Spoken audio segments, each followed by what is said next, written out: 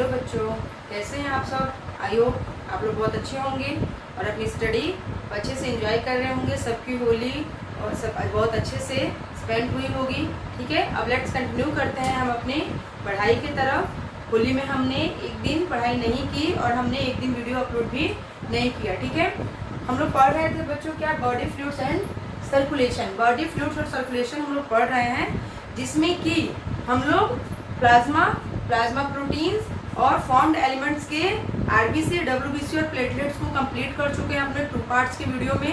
आज हम लोग स्टार्ट करने वाले हैं। आज का टॉपिक है हमारा एबीओ ब्लड ग्रुपिंग। ठीक है, आज हम लोग ब्लड ग्रुप के बारे में पढ़ने वाले हैं। एबीओ ब्लड ग्रुपिंग हमारा आज का टॉपिक है। So let's start our today's topic, ABO blood grouping. ABO blood grouping को बच्चे सबसे पहले किसने दिया था? ठीक है, तो सबसे पहले जो साइंटिस्ट थे कार्ल लैंडस्टीनर, उन्होंने 1900 में ब्लड ग्रुप की नेमिंग की थी। Karl Landsteiner.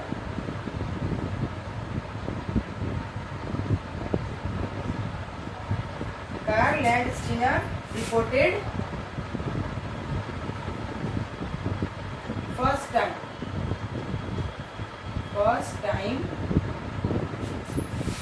ABO blood group। Karl Landsteiner ने पहली बार एबीओ ब्लड ग्रुपिंग को नेमिंग किया था। ठीक है, रिपोर्टेड किया था एबीओ किसमें, ह्यूमन बींग्स में। और कब किया था? इन 1900।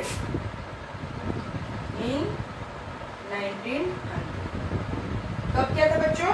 1900 में। ठीक है, AB blood group was found, AB blood group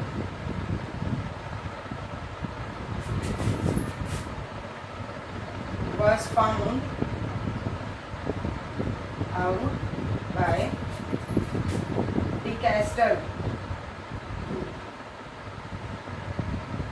कब किया था? Castel and Sterling 1902।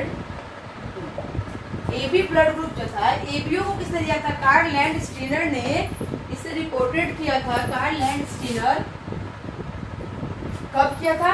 1900 में। ठीक है, बट एबी ब्लड ग्रुप जो था उसकी खोज किसने की थी? डे कास्टेल एंड स्ट्रूली ने। कब? 1902 में। ठीक है, ये तो बेसिक थी हमारी ब्लड ग्रुपिंग की। अब आइए हम लोग ब्लड ग्रुपिंग देखते हैं। ब्लड ग्रुपिंग देखने के पहले, ब्लड ग्रुप जानने के पहले, ब्लड ग्रुप पढ़ने के पहले हमें 2 ऐसे फैक्टर्स को जानना बहुत ही जरूरी है, जिसे हम एंटीजन और एंटीबॉडी कहते हैं। ठीक है, क्योंकि हमारे ब्लड ग्रुपिंग जो है कि किसका ब्लड ग्रुप ए है, बी है, ए बी है, ओ है, वो किस पे डिपेंड करता है? एंटीजन और एंटीबॉडी पे ही डिपेंड करता है। ठीक है, तो सबसे पहले हम क्या देखेंगे बच्चों? एंटीजन और एंटीबॉडी। Antigen, antibody. ठीक है, एंटीजन क्या होते हैं? ये आरबीसी की मेम्ब्रेन पे चिपके हुए ग्लाइकोप्रोटीन्स होते हैं। जैसे कि ये आरबीसी है, ठीक है, इसके मेम्ब्रेन पे ये चिपके हुए क्या होते हैं? ग्लाइकोप्रोटीन होते हैं। ग्लाइकोप्रोटीन कहाँ प्रेजेंट होते हैं? आरबीसी मेम्ब्रेन, आरबीसी के मेम्ब्रेन पे। ठीक है, एंटीबॉडी जो होती है बच्चे, ये प्रोटीन होती है और प्रेजेंट होती है प्लाज्मा के अंदर।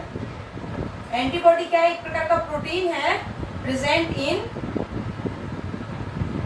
प्लाज्मा। कहाँ पे प्रेजेंट होती है? प्लाज्मा के अंदर। ठीक है, ये 2 तरह की होती है, एंटीबॉडी ए, एंटीबॉडी ए, एंटीबॉडी बी। एंटीबॉडी ए को हम लोग लिखते हैं एंटीजन, एंटीजन अगेंस्ट ए, और इसको लिखते हैं हम एंटी अगेंस्ट बी। ठीक है, तो एंटीबॉडी हमारी कितने तरह की होती है? 2 तरह की होती है, ए और बी। और एंटीजन क्या है, वो आरबीसी की मेम्ब्रेन पे चिपका हुआ है, क्या है, एक प्रकार का ग्लाइकोप्रोटीन है। ठीक है, अब इस आधार पे हम लोग क्या करेंगे बच्चे, हम लोग ब्लड ग्रुपिंग करेंगे कि ब्लड ग्रुपिंग कैसे होती है। पहले लेंगे ब्लड ग्रुप, ठीक है, देन एंटीजन और आरबीसी, उस ब्लड ग्रुप के आरबीसी पर कौन सा एंटीजन है वो देखेंगे, एंटीजन ऑन आरबीसीज, ठीक है, then antibodies in plasma, antibodies in plasma, plasma के अंदर कौन सी एंटीबॉडी है, प्लाज्मा, एंटीबॉडीज इन प्लाज्मा। फिर देखेंगे कि डोनर ग्रुप्स, तो वो किस ग्रुप को ब्लड डोनेट कर सकता है। ठीक है, ब्लड ग्रुप हमारी कौन कौन सी होती है बच्चे, ब्लड ग्रुप हम लोग क्या पढ़ रहे हैं, blood group A B, A B and O. ठीक है, ये 4 तरह के ब्लड ग्रुप होते हैं। पहला ब्लड ग्रुप होता है ए बी एंड ओ। ठीक है, ये 4 तरह की ब्लड ग्रुपिंग पाई जाती है। अब ये जो ब्लड ग्रुप है, इनके एंटीजन कैसे होंगे, एंटीजन इनके मेम्ब्रेन पे प्रेजेंट होते हैं। ठीक है, तो जो ब्लड ग्रुप होता है वही उसका एंटीजन होता है। ठीक है, क्योंकि वो क्या होता है, एंटीजन कहाँ होता है, आरबीसी की मेम्ब्रेन पे होता है। यानी कि ए ब्लड ग्रुप है तो इसका एंटीजन क्या होगा, ए होगा, बी का बी होगा, ए बी का ए बी होगा, और ओ का क्या होगा बच्चे, सॉरी ओ का क्या होगा, नील होगा, इसके पास कोई एंटीजन ही नहीं होगा। ठीक है, अब ये है आरबीसी। ठीक है, अब इस आरबीसी के पास कौन, इसकी ये मेम्ब्रेन है आरबीसी की, इसके पास कौन सा एंटीजन है, ए। ठीक है, ये है बी, तो इसके पास कौन सा एंटीजन है, इसके पास बी एंटीजन होगा, बी। ठीक है, इसके पास भी कौन सा एंटीजन होगा, बी।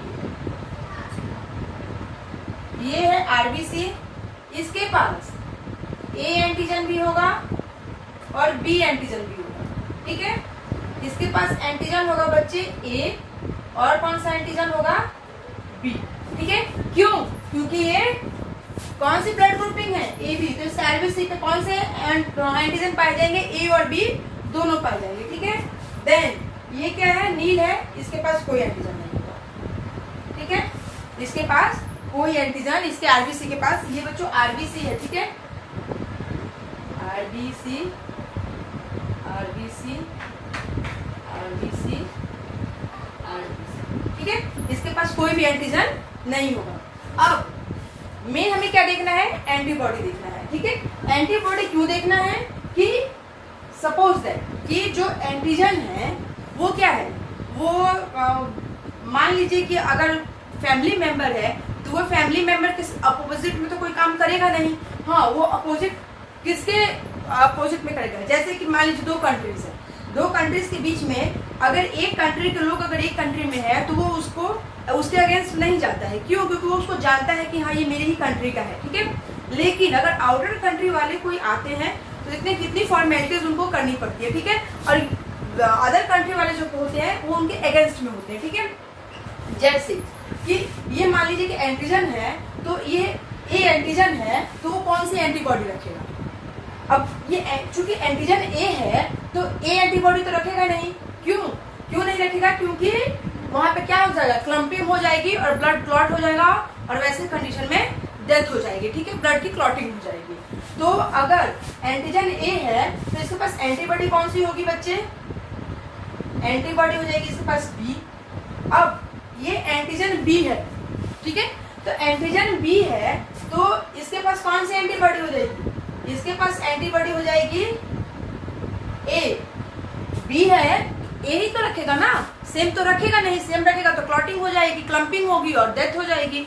तो ए बी है, अगर ब्लड एंटीजन ए बी है तो एंटीबॉडीज कौन सा रखेगा, कोई भी नहीं रखेगा, नील। ना तो वो ए रख सकता है ना वो बी रख सकता है, क्योंकि उसके पास कौन सा एंटीजन है, उसके आरबीसी पे कौन से एंटीजन प्रेजेंट है, ए और बी दोनों प्रेजेंट है। देन बात करते हैं ओ की। ओ के पास कौन सा एंटीजन है, कोई भी एंटीजन नहीं है। ठीक है, ओ के पास कोई भी एंटीजन नहीं है, तो ऐसी कंडीशन में क्या करेगा कि ये एंटीबॉडी ए भी रखेगा और एंटीबॉडी बी भी रखेगा। ठीक है, एंटीबॉडी ए भी रखेगा, एंटीबॉडी बी भी रखेगा। क्यों रखेगा? क्योंकि इसके पास कोई एंटीजन नहीं है। तो ये क्या करेगा, ओपन है, ए भी आएगा बी भी आएगा। ठीक है, देन अब जब हमने एंटीजन और एंटीबॉडीज को अच्छे से समझ लिया तो हम ये आप लोग ये खुद से डिसाइड कर सकते हैं कि कौन सा ब्लड ग्रुप होना चाहिए। इसको जानने के पहले ये जानिए कि पहले जो डोनर होता है बच्चे और एक रेसिपेंट होता है। ठीक है, एक डोनर होता है जो ब्लड को देता है, एक रेसिपेंट होता है जो ब्लड को लेता है। तो डोनर का क्या देखा जाता है, हम लोग बोलते हैं ना कि पहले ब्लड टेस्ट कर लीजिए, है ना। क्यों कर लीजिए? क्योंकि उसका एंटीजन और डोनर का एंटीजन और रेसिपेंट का एंटीबॉडी मैच तो नहीं कर रहा। तो जनरल भाषा में से डॉक्टर लोग क्या बोलते हैं, ब्लड ग्रुप चेक करना है। क्योंकि अगर सेम ब्लड ग्रुप है तो ब्लड डोनेशन होगा, सेम ब्लड ग्रुप नहीं है तो ब्लड डोनेट नहीं कर सकता है। तो वहां पे ब्लड ग्रुप चेक नहीं किया जाता है, एक्चुअली वहां एंटीजन और एंटीबॉडी को चेक किया जाता है। तो यह क्या होता है कि डोनर जो होता है इसका एंटीजन चेक होता है, चेक एंटीजन। ठीक है, और रेसिपेंट जो होता है, जो ब्लड लेने वाला होता है, उसका एंटीबॉडी चेक होता है, चेक एंटीबॉडी। ठीक है, इसका क्या चेक होता है बच्चे, एंटीबॉडी चेक होता है। अब आप लोग जान गए कि किसका क्या चेक करना है, तो हम लोग ब्लड ग्रुपिंग कर सकते हैं कि किसका कौन सा ब्लड ग्रुप है। अब यहाँ देखिए, यहाँ बात आती है ए वाले की। ठीक है, इसके पास क्या है, एंटीजन ए है। ठीक है, चेक एंटीजन डोनर का, रेसिपेंट का एंटीबॉडी चेक करेंगे। रेसिपेंट का एंटीबॉडी क्या है, आप लोग को शायद समझने में प्रॉब्लम आ रही है। ठीक है, रेसिपेंट का एंटीबॉडी क्या है, बी है। तो बी एंटीबॉडी है, रेसिपेंट का एंटीबॉडी बी है, तो ये किस एंटीजन को ब्लड दे सकता है, ए को दे सकता है। हाँ जी, बिल्कुल दे सकता है, क्योंकि सेम नहीं है तो क्लम्पिंग नहीं होगी, तो ए को दे सकता है। और किसको दे सकता है, बी को देगा, नहीं देगा। क्यों? क्योंकि इसके पास भी एंटीजन बी है और इसके पास एंटीबॉडी बी है, बी को नहीं दे सकता है। ए बी को देगा, नहीं देगा, क्योंकि इसके पास बी है और इसके पास भी बी है। ओ को देगा, हाँ ओ को दे सकता है, क्यों? क्योंकि इसके पास कोई एंटीजन ही नहीं। ठीक है, ओ आई बात समझ में यहाँ तक। अब ब्लड ग्रुपिंग बी को देखते हैं, बी वाला किसको दे सकता है, किसको नहीं दे सकता है। तो बी के पास एंटीजन कौन सा है, बी है। ठीक है, एंटीबॉडी कौन सी है, ए है। तो एंटीबॉडी ए है, तो क्या ये ए को दे सकता है, नहीं दे सकता है, क्लम्पिंग हो जाएगी। बी को दे सकता है, बिल्कुल दे सकता है, क्योंकि इसकी एंटीबॉडी एंटीजन ए बी है, इसका एंटीबॉडी ए है, तो ये बी को दे सकता है। ठीक है, देन ए बी को दे सकता है, नहीं दे सकता है। ओ को दे सकता है, हाँ जी बिल्कुल दे सकता है, क्योंकि उसके पास तो कोई एंटीजन है ही नहीं, तो ओ को भी दे सकता है। अब आइए बात करते हैं ए बी की, ए बी ब्लड ग्रुप। ठीक है, ए बी के पास क्या है बच्चे कि कोई भी एंटीजन नहीं है, देख रहे हैं यहाँ पे, कोई भी एंटीबॉडी नहीं है। एंटीजन ए और बी है इसके मेम्ब्रेन पे, लेकिन एंटीबॉडी नहीं है। तो जब इसके पास एंटीबॉडी है ही नहीं, तो ये किसको ब्लड दे सकता है, ए को दे देगा, बिल्कुल दे देगा, क्योंकि इसके पास एंटीबॉडी नहीं है। बी को देगा, हाँ बी को भी दे सकता है, क्योंकि एंटीबॉडी नहीं है। ए बी को देगा, ए बी को भी दे सकता है और ओ को भी दे सकता है। ठीक है, ये ए बी को भी देगा और ओ को भी देगा। क्यों? क्योंकि इसके ये नील है, इसके पास कोई एंटीबॉडी है ही नहीं। आगे बढ़ते हैं, ओ ब्लड ग्रुप की बात करते हैं। ओ के पास क्या है, एंटीजन नील है। ठीक है, और इसके पास एंटीबॉडी क्या है, ए और बी दोनों है। जब ए और बी एंटीबॉडी दोनों है, ठीक है, तो ये किसको दे सकता है, सिर्फ ओ को ही तो देगा। क्यों देगा ओ को? क्योंकि ए को देगा तो मैच कर जाएगा, बी को देगा तब भी मैच कर जाएगा, ए बी को देगा तब भी मैच कर जाएगा, तो यानी कि ओ को ये दे सकता है। ठीक है, ओ तो ओ जो है, आप लोग एक चीज को यहाँ पे ध्यान दीजिए, ओ क्या है, हर जगह है, देख रहे हैं, ओ सब में है। तो ओ को हम लोग क्या कहते हैं बच्चों, ओ ब्लड ग्रुप को हम लोग क्या कहते हैं, universal donor. Universal donor, donor not recipient, universal donor सबको दे सकता है ब्लड। क्यों? क्योंकि इसके पास कोई एंटीजन ही नहीं है।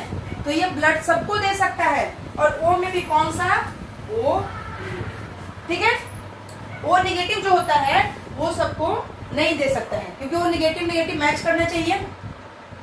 बात करते हैं यूनिवर्सल रेसिपेंट की। तो यूनिवर्सल रेसिपेंट कौन है बच्चे, ए बी है। क्यों, क्योंकि बस ए बी एंटीजन है। तो देखिए ए बी एंटीजन है तो ए को भी दे रहा है, बी को भी दे रहा है, ए बी को भी दे रहा है और ओ को भी दे रहा है। तो ए बी ओ ये चारों को ब्लड डोनेट कर रहा है। तो ये क्या कर, ये चारों से ले रहा है, सॉरी डोनेट नहीं कर रहा है, चारों से ले रहा है ना। तो इसको क्या बोलेंगे हम लोग, ए बी को हम लोग क्या बोलेंगे बच्चे, यूनिवर्सल रेसिपेंट, ठीक है, यूनिवर्सल रेसिपेंट। आई यहाँ तक कहानी सबको समझ में आई, ब्लड ग्रुपिंग सबको समझ में आ गया अच्छे से। अब ब्लड ग्रुपिंग के बाद एक होता है आरएच फैक्टर। जैसे हम लोगों ने क्या था, इसमें क्या पढ़ा, एंटीजन और एंटीबॉडी पढ़ा। तो ठीक आरएच फैक्टर में क्या होता है बच्चों, आरएच पॉजिटिव और आरएच नेगेटिव होता है। आइए उसको समझाते हैं। आरएच ग्रुपिंग हम लोग क्या पढ़ रहे हैं, आरएच ग्रुपिंग किसने डिस्कवर्ड किया था, discovered by Landsteiner and Wiener. कब, 1940 में।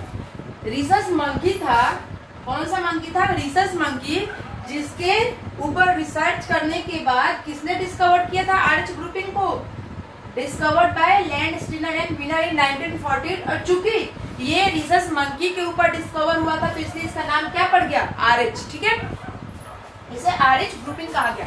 ये आरएच ग्रुपिंग जो होती है बच्चे, आरएच ग्रुपिंग, ये आरएच ग्रुपिंग जैसे एंटीजन और एंटीबॉडी वहां हम लोग पढ़े हैं ब्लड ग्रुपिंग में, उसी तरह यहाँ क्या होगा, आरएच पॉजिटिव और आरएच निगेटिव, ठीक है। आरएच पॉजिटिव और आरएच निगेटिव। आरएच पॉजिटिव कब होगा बच्चे, ये अगर प्रेजेंट है, क्या, अगर आरबीसी के मेम्ब्रेन पे एंटीजन है, आरएच एंटीजन है, तो ये क्या होगा, this is RH antigen, RH antigen अगर प्रेजेंट है तो ये हो जाएगा आरएच पॉजिटिव। और अगर आरबीसी, ये आरबीसी है, और अगर आरबीसी की मेम्ब्रेन पे, ठीक है, कोई भी एंटीजन नहीं है, antigen absent, sorry RH absent, RH antigen absent, RH antigen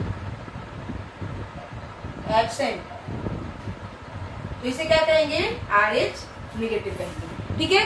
RH positive और आरएच निगेटिव। तो आरएच पॉजिटिव और आरएच निगेटिव के मतलब आरएच पॉजिटिव और आरएच निगेटिव से एक बीमारी होती है, इरिथ्रोब्लास्टोसिस फिटलिस। वो किसमें होती है, बच्चे में होती है, नवजात बच्चे में होती है, फीटस में होती है। उसी को हमको इसमें मेनली पढ़ना है, ठीक है। तो हम लोग क्या पढ़ेंगे, इरिथ्रोब्लास्टोसिस फिटलिस। इस फिटलिस कब होता है बच्चे, कि अगर मदर आरएच पॉजिटिव है तब तो भ्रूण में या फीटस में ये बीमारी नहीं होती है, क्योंकि मदर क्या है, आरएच पॉजिटिव है। ये प्रॉब्लम, ये कॉम्प्लिकेशंस कब बढ़ती है, जब मदर क्या होती है बच्चों, मदर आरएच निगेटिव होती है। जब मदर आरएच निगेटिव है और जो उसके अंदर फीटस पल रहा है, जो उसके अंदर नया फीटस आया है, अगर वो आरएच पॉजिटिव है तो फर्स्ट प्रेगनेंसी जो होती है वहां पे कोई भी कॉम्प्लिकेशंस नहीं होती है, ठीक है। वो नॉर्मल डिलीवरी होती है, बच्चा एकदम स्वस्थ होता है। बट कॉम्प्लिकेशंस कब क्रिएट होती है, जब सेकंड प्रेगनेंसी होती है और मदर क्या है, आरएच निगेटिव है। इसे ही हम लोग क्या कहते हैं, इरिथ्रोब्लास्टोसिस फिटलिस। इसे हम लोग पढ़ेंगे। देखिए मदर क्या है, मदर हो गई आपकी आरएच निगेटिव, ठीक है। मदर क्या है बच्चे, आरएच निगेटिव है। पॉजिटिव में तो कोई कॉम्प्लिकेशंस ही नहीं है, बट ये कॉम्प्लिकेशंस कब आती है, जब मदर निगेटिव होती है। फर्स्ट प्रेगनेंसी देखते हैं, फर्स्ट प्रेगनेंसी, ठीक है। फर्स्ट प्रेगनेंसी जब होती है मदर के अंदर, और जब इसके अंदर फीटस आता है और वो फीटस बच्चे आरएच पॉजिटिव होता है, तो तब तक तो कोई कॉम्प्लिकेशंस नहीं होती है, क्योंकि मदर के अंदर जो RH पॉजिटिव है, सॉरी नेगेटिव है, और फीटस के अंदर जो RH पॉजिटिव है, ये बैरियर होता है मदर के अंदर प्लासेंटा, ठीक है, due to the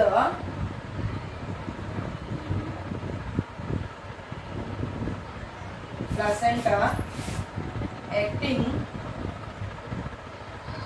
age a barrier mother fetus blood are separate, ठीक है। जब फर्स्ट प्रेगनेंसी होती है, मदर RH निगेटिव होती है, फीटस RH पॉजिटिव होता है, तो उनके मदर के अंदर जो प्लासेंटा होता है जिसमें कि फीटस होता है, तो वो प्लासेंटा क्या करता है, बैरियर का काम करता है, जिससे कि मदर और फीटस का ब्लड मैच नहीं करता है, मिक्सिंग नहीं हो पाती है, दोनों का ब्लड सेपरेट होता है। प्रॉब्लम कहाँ से क्रिएट होती है, जब डिलीवरी हो जाती है। जब डिलीवरी होती है तो उसमें एक आप लोग सुने होंगे अम्बिकल कॉर्ड होता है, जिसे क्या करता है कि डॉक्टर उसको कट करता है। वो अम्बिकल कॉर्ड क्या होता है बच्चे, कि फीटस को मदर से कनेक्ट करके रखता है, मदर से उसको जोड़े रखता है। जब प्रेगनेंसी डिलीवरी हो जाती है तो उस अम्बिकल कॉर्ड को क्या किया जाता है, कट कर दिया जाता है। प्रॉब्लम वहां से क्रिएट होती है। देखिए, during delivery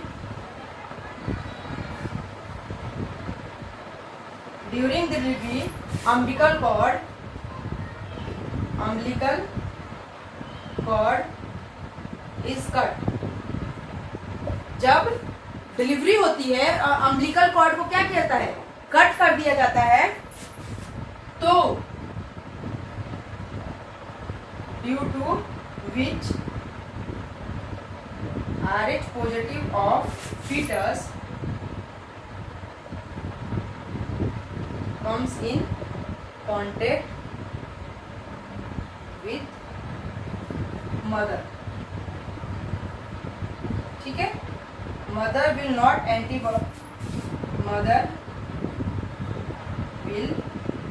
develop anti-RH antibody, ठीक है। क्या होता है कि जब अम्बिलिकल कॉर्ड को काटा जाता है, कट किया जाता है, तो क्या होता है कि उसके कारण due to which RH positive of fetus, RH positive fetus जो होता है वो बाहर आ जाता है, comes in contact with the mother. और वो क्या होता है कि RH पॉजिटिव फीटस जो है उसके अम्बिलिकल कॉर्ड के कट होने से क्या करता है कि कांटेक्ट विद मदर, मदर के कांटेक्ट में आता है। और मदर का क्या होता है, mother will develop antigen RH antibody. और मदर क्या करती है कि एंटीजन एंटी-RH एंटीबॉडी डेवलप कर लेती है, और वहां पे कॉम्प्लिकेशंस नहीं होती है, और बच्चा जो होता है वो स्वस्थ होता है। लेकिन कॉम्प्लिकेशंस होती है कब, जब सेकंड प्रेगनेंसी होती है। सेकंड प्रेगनेंसी, ठीक है, जब सेकंड प्रेगनेंसी होती है बच्चों, तो उस समय क्या होता है, इस सेकंड प्रेगनेंसी में मदर क्या है, मदर तो RH निगेटिव ही थी, ठीक है। अब फीटस जो था, फीटस जो आया, ये क्या आया, ये तो RH पॉजिटिव ही आया, ठीक है। अब यहां से शुरू हुई कॉम्प्लिकेशन। कॉम्प्लिकेशन क्या हुई, this time due to small size of anti RH antibody in mother, it can easily cross,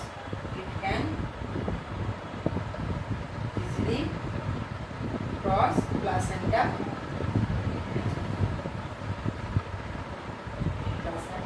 barrier, ठीक है। जब सेकंड प्रेगनेंसी हुई तो मदर क्या करती है कि this time due to small size of anti RH antibody, ये जो एंटी-RH एंटीबॉडी बना था स्मॉल साइज होने के कारण क्या करता है कि प्लासेंटा के बैरियर को क्रॉस कर जाता है। प्लासेंटा जो यहाँ पे बैरियर का काम कर रही थी, तो यहाँ पे क्या था यहाँ का मदर का जो आरएच था वो लार्ज साइज था, यहाँ क्या था, यहाँ पे स्मॉल साइज हो जाती है उसकी एंटीबॉडी, यानी उसकी लड़ने की क्षमता क्या होती है, कम हो जाती है। और प्लेसेंटा क्या करता है, उसको क्या करती है, इजीली प्लेसेंटा को क्रॉस कर जाती है। जब प्लेसेंटा को क्रॉस कर जाती है तो फीटस में वो ब्लड आके मिक्सिंग होता है। ब्लड कहाँ मिक्सिंग होता है, फीटस में मिक्सिंग हो जाता है। तो जब ब्लड फीटस में मिक्सिंग होता है, देखिए यहाँ पे ये आरएच था और ये एंटी आरएच था, ठीक है, ये एंटी आरएच था। मिक्सिंग हुई, क्लम्पिंग हुई, ठीक है, और क्लम्पिंग होने से क्या हुआ, इसके जो आरबीसी थे, इसकी जो आरबीसी थी ये डिस्ट्रॉय हो गई, ये डिस्ट्रॉय हुई। और जिसके कारण क्या हुआ, जिसके कारण हमारा हुआ इरिथ्रोब्लास्टोसिस फिटेलिस। उसके कारण क्या हो गया, इरिथ्रोब्लास्टोसिस फिटेलिस, ठीक है। यहाँ तक बात आई समझ में। और जब इरिथ्रोब्लास्टोसिस फिटेलिस क्यों हुआ, क्योंकि आरबीसी डिस्ट्रॉय होने लगा। तो जब आरबीसी ज्यादा डिस्ट्रॉय होगा तो क्या होगा, बाइल पिगमेंट्स ज्यादा इंक्रीज होंगे। और बाइल पिगमेंट क्या होते हैं,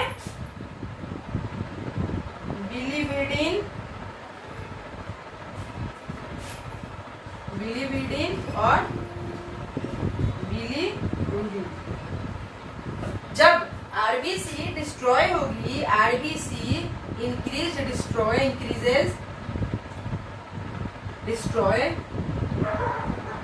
जब आरबीसी ज्यादा डिस्ट्रॉय होगी तो क्या होगा, बिलिरुबिन बाइल पिगमेंट्स ज्यादा बनेंगे। और बाइल पिगमेंट जब ज्यादा बनेंगे तो वहां पे क्या होगा, बिलिवर्डिन और बिलिरुबिन की मात्रा बढ़ जाएगी और बच्चे में क्या हो जाएगा, जॉन्डिस हो जाएगा। तो क्या होता है कि फिटेलिस जो होते हैं, जो नवजात बच्चे होते हैं, वो इसी के कारण इरिथ्रोब्लास्टोसिस फिटेलिस के कारण उनके अंदर जॉन्डिस हो जाता है, ठीक है, उनके अंदर जॉन्डिस हो जाता है और कई तरह की बीमारियां हो जाती है, ठीक है, एनीमिया हो जाता है, ठीक है, जिसको क्या कहता है, एनीमिया जॉन्डिस भी कहा जाता है। वो किसके कारण हो जाता है, आरबीसी के इस डिस्ट्रॉय होने के कारण उसके अंदर जॉन्डिस हो जाता है, ठीक है। तो क्या जो मदर आरएच नेगेटिव है वो क्या एक ही चाइल्ड कंसीव करती है, क्या एक ही चाइल्ड रखती है, नहीं, वो सेकंड प्रेगनेंसी भी कंसीव करती है, सेकंड प्रेगनेंसी उसकी होती है, बट उसके लिए उसको ट्रीटमेंट दी जाती है पहले से ही। क्यों, क्योंकि जब फर्स्ट प्रेगनेंसी हुई, आरएच नेगेटिव मदर थी, आरएच पॉजिटिव जो फीटस हुआ, तो उस टाइम क्या हुआ कि पता चल गया कि मदर का क्या आरएच है, फीटस का क्या आरएच है। तो सेकंड प्रेगनेंसी में क्या होता है कि वो उससे लड़ने के लिए अपने आप को क्या कर लेता है, एडजस्ट कर लेता है, तैयार कर लेता है। तो वहां पे एक रोगम वैक्सीन आती है, ठीक है, कौन सी वैक्सीन आती है बच्चों, रोगम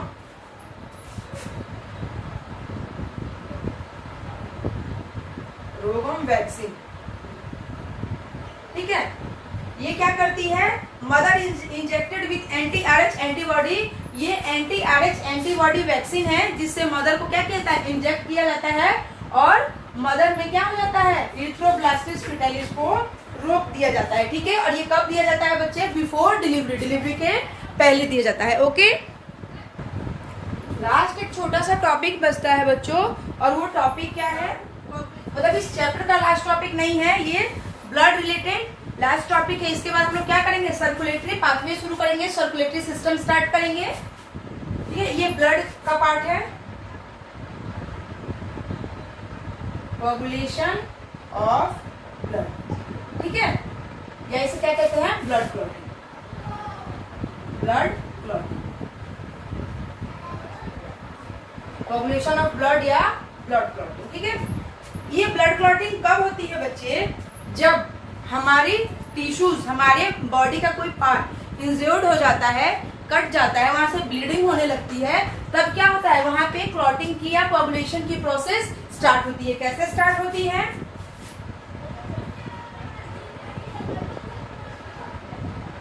टिश्यू ब्रोकन, ठीक है, टिश्यू ब्रोकन होती है, टिश्यू टूटती है, और टिश्यू के टूटने से वहां पे क्या बनता है, थ्रोम्बोप्लास्टिन सीक्रेट होती है, थ्रोम्बोप्लास्टिन सीक्रेट होती है, ठीक है। टिश्यू के टूटने से या इंज्यूर्ड होने से क्या होता है, वहां पे थ्रोम्बोप्लास्टिन नामक एंजाइम का सिक्रीशन होता है, और प्लेटलेट्स जो होती है हमारी, प्लेटलेट्स ये क्या करती है, ये प्लेटलेट डिराइव्ड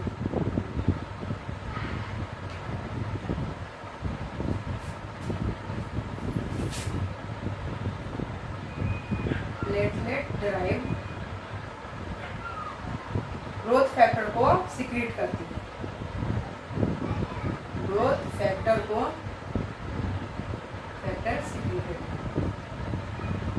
ग्रोथ फैक्टर पे क्या करती है, ये सिक्रीट करती है। कौन, हमारी प्लेटलेट्स। अब ये जो थ्रोम्बोप्लास्टिन सिक्रीट हुआ और यहाँ से जो प्लेटलेट ग्रोथ फैक्टर सिक्रीट हुआ, ये दोनों मिलके ये क्या है, क्लॉटिंग फैक्टर है। और ये कैल्शियम आयन के प्रेजेंस में क्या करते हैं, बनाते हैं बच्चों थ्रोम्बोकाइनेज,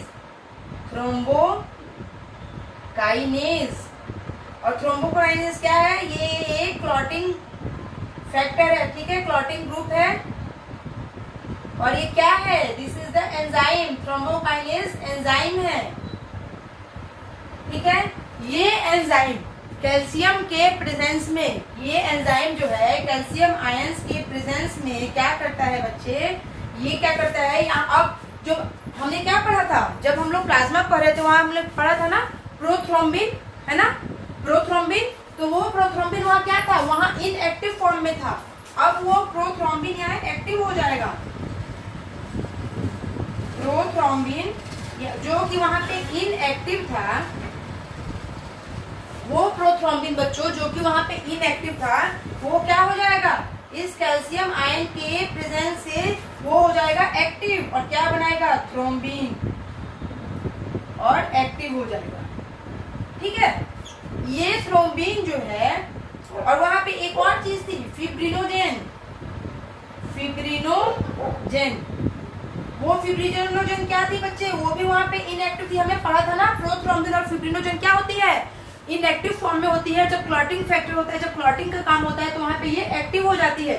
वही प्रोथ्रोम्बिन और फिब्रिनोजेन यहाँ पे एक्टिव हो रही है। पहले क्या थी, ये इनएक्टिव फॉर्म में थी और कैल्शियम आयन के प्रेजेंस में क्या हुआ, ये एक्टिव हो गई।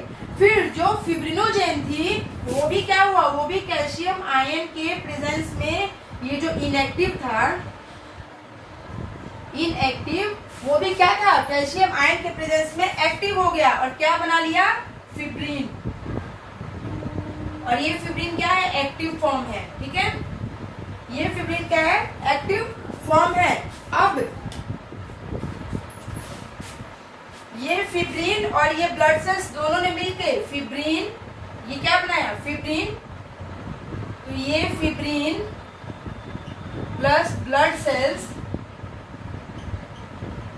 क्या बना लिया इन्होंने, क्लॉट बना दिया। क्लॉट बना दिया और ब्लडिंग रुक गई, जो ब्लीडिंग हो रही थी वो रुक गई। एक चीज है कि ब्लड, हमारा जो ब्लड है बच्चों, अगर उस ब्लड में से फॉर्म्ड एलिमेंट्स को निकाल दिया जाए तो मैंने पहले ही भी बताया था कि क्या बन जाता है, ब्लड से अगर फॉर्म्ड एलिमेंट्स को निकाल दिया जाए तो वो बन जाता है हमारा प्लाज्मा, ठीक है। और अगर प्लाज्मा से, ये प्लाज्मा जो है, इससे अगर माइनस कर दिया जाए किसको, क्लॉटिंग फैक्टर को, तो हमारा क्या बन जाता है, तो हमारा बन जाता है सीरम। ये मैंने पहले भी बताया था, ठीक है। ब्लड से जब फॉर्म्ड एलिमेंट को निकालेंगे तो प्लाज्मा बनता है, और प्लाज्मा से अगर क्लॉटिंग फैक्टर को निकाल देंगे तो हमारा सीरम बन जाता है, ठीक है। तो ये थी हमारी कोगुलेशन ऑफ ब्लड या क्लॉटिंग फैक्टर। और ये क्लॉटिंग फैक्टर जो होती है वो कितना टाइम लेती है ब्लड को क्लॉट करने में। क्लॉटिंग टाइम जो होता है बच्चे, ये होता है 3 to 8 मिनट्स। ये बड़ी कैस्केड रिएक्शन है, ठीक है। ये मतलब फास्टली होता है और एक के बाद एक, एक के बाद एक के बाद एक के बाद एक क्या होता है, कंटिन्यू होने लगता है। जैसे टिश्यू ब्रोक हुआ, तुरंत वहां पे थ्रोम्बोप्लास्टिन का सिक्रेशन हुआ, प्लेटलेट्स ने तुरंत वहां पे ग्रोथ फैक्टर को सिक्रेट किया, दोनों आए कैल्शियम आयन के प्रेजेंस में, उन्होंने कैस्केडली क्या बना लिया, थ्रोम्बोकाइनेज बनाया। फिर प्रोथ्रोम्बिन जो था वो कैल्शियम आयन के प्रेजेंस में क्या हुआ, एक्टिव हो गया और थ्रोम्बिन बना लिया। फिर फिब्रिनोजेन ने भी कैल्शियम आयन के प्रेजेंस में फिब्रिन बना लिया, और फिब्रिन ब्लड सेल्स से जैसे ही मिला तो उसने क्या बना लिया, क्लॉट बना लिया। So this is the cascade reaction, cascade, this is cascade reaction, ठीक है। क्लॉटिंग फैक्टर कितना टाइम लेता है बच्चों? 3 to 8 मिनट। और कौन सा विटामिन रिस्पॉन्सिबल होता है मेनली? विटामिन के इज इसेंशियल फॉर क्लॉटिंग। कौन सा विटामिन इसेंशियल होता है क्लॉटिंग के लिए बच्चों? विटामिन के जो होता है वो इसेंशियल होता है क्लॉटिंग के लिए, ठीक है। एक टॉपिक है बच्चों हमारा, छोटा सा टॉपिक है, जैसे कोगुलेशन ऑफ ब्लड था उसी तरह एक छोटा सा टॉपिक है क्या? लिम्फ, जिसे हम लोग टिश्यू फ्लूइड भी कहते हैं। लिम्फ को हम लोग और क्या कहते हैं? Tissue fluid. इसके बारे में भी पढ़ लेते हैं। ये क्या है बच्चों? एक तरह का मोबाइल कनेक्टिव टिश्यू है। मोबाइल है, नॉट ए मोबाइल, ठीक है। It is a mobile, mobile भी मूवेबल है, mobile connective tissue.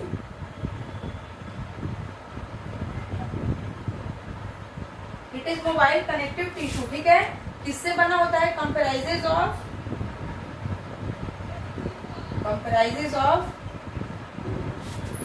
Lymph plasma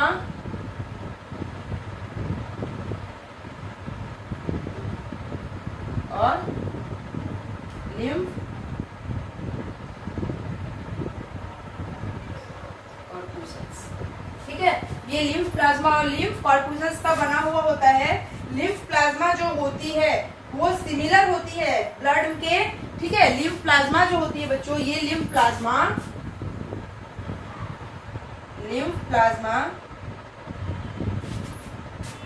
is similar to that of blood. ये ब्लड के सिमिलर होती है। और किस रीजन में सिमिलर होती है वो देख लेते हैं। ये सिमिलर होती है फीवर ब्लड प्रोटीन्स,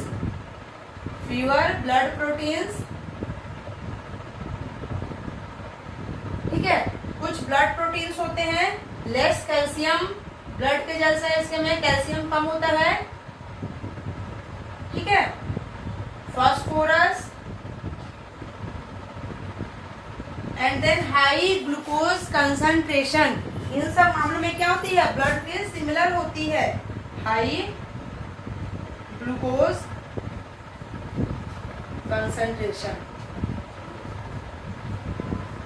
ठीक है। High glucose concentration. Lymph corpus जो होती है बच्चों, ये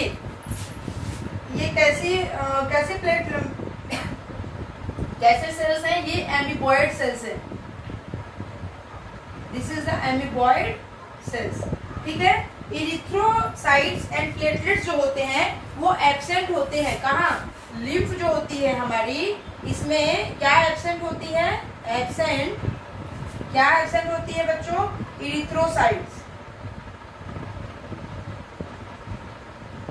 इरिथ्रोसाइट्स और प्लेटलेट्स। इरिथ्रोसाइट्स और प्लेटलेट्स जो होती है वो हमारे लिम्फ में एब्सेंट होती है, नहीं होती है, ठीक है। और ये किसका कैरियर है? Lymph is the carrier of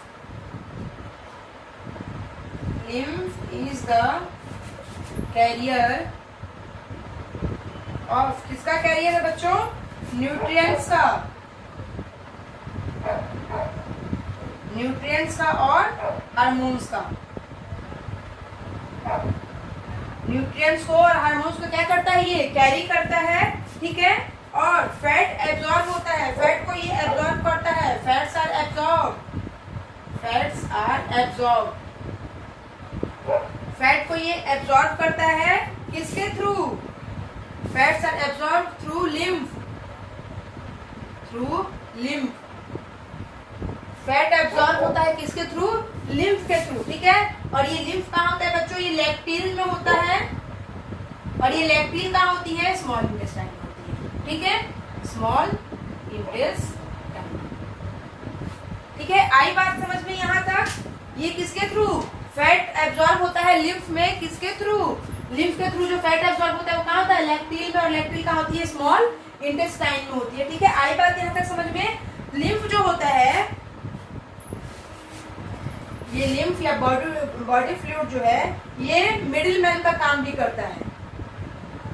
इसे मिडिल मैन भी कहा जाता है। क्यों कहा जाता है? क्योंकि कैरियर का काम कर रहे हैं न्यूट्रिएंट्स और हार्मोन के बीच, ठीक है। तो इसलिए इसे मिडिल मैन भी कहा जाता है। और transport of food materials hormones to the cell body, nutrients का, हार्मोन्स का, फूड मटेरियल्स का